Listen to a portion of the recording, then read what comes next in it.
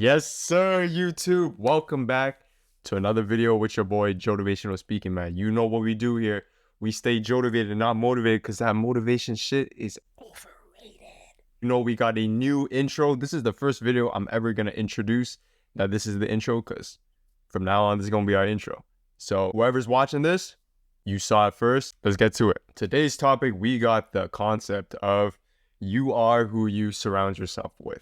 Now, if you've been watching me for a while, you know that our types of videos, we don't do none of that surface level talk about common perspectives. In the thousands of videos you've probably watched about this concept, we go deep into it and provide a new perspective. Now, let's start with your circle of friends, or people who you surround yourself the most. What type of people are they? What type of people are they? Just get a general idea of who they are. And now, of course, we've all heard of the benefits of having a strong, influential circle. You got people that are able to motivate you. They're able to support you mentally, emotionally. And of course, on the other spectrum, there's liabilities of having a weak, toxic, negative circle of friends around you. Things such as straining, energy draining, demotivating, you name it.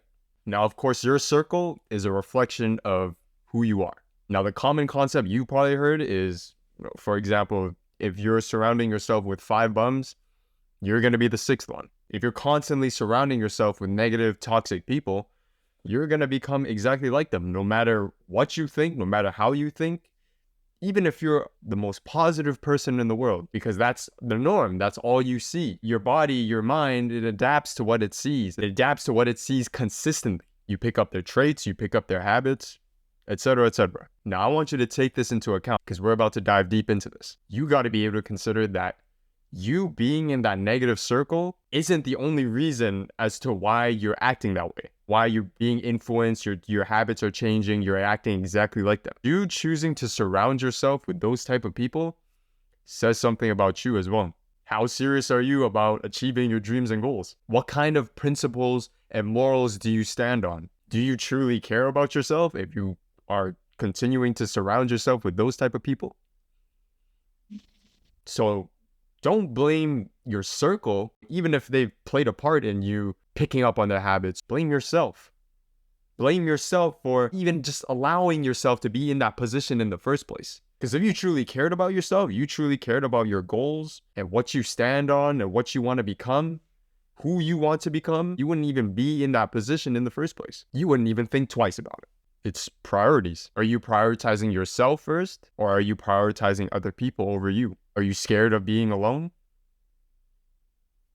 That's something you got to ask yourself. Like, you see, like me, my circle of friends is so tight, and it's with people I've known for years. They're solid. I truly know them. I know who they are. I know what they're like. I know how they act. And it's those type of people who tell me what I need to hear instead of what I want to hear. And it's just reciprocity. It goes both ways. I'll really do the most for them, and they'll go out of the way to do shit for me. And you gotta understand, man, like, the people that are calling you fake for it, for doing what's best for you, fuck them. As long as you're not doing any harm to them or the world, you're just staying in your own lane, you're doing your own thing. What do their opinions have to do with you? You gotta be able to block out the noise and just stay in your lane. Because at the end of the day, man, people will say you changed, but really you just leveled up and they stayed the same. Now, a lot of people might be stuck in a situation to where you've known somebody for a long time. You feel you don't benefit from being around them anymore. You feel it's just draining, but yet you've known them for so long. So what do you do in this situation? Here are 3 things I want you to consider. 1, just because they're your day ones doesn't mean that they're real ones. I'm gonna let you take that in one more time. Just because they're day ones doesn't mean they're real ones. So you got to be able to distinguish the two. Do you want to surround yourself with them just because you've known them for a long time? Or do you want to keep associating with them because they're actually solid? These two don't mix. They can, but don't let one mask up the other. Keep them separate. Once this aligns with this, then you can make sense of it. So that's one point I want you to consider. Number 2, you can, of course, try to put them on. Try to put them on what you're trying to go for, self-improvement journey, whatever it is, and see if they're going to be with it. And last but not least, if all things fail, the best thing you can do in that situation is to be the example.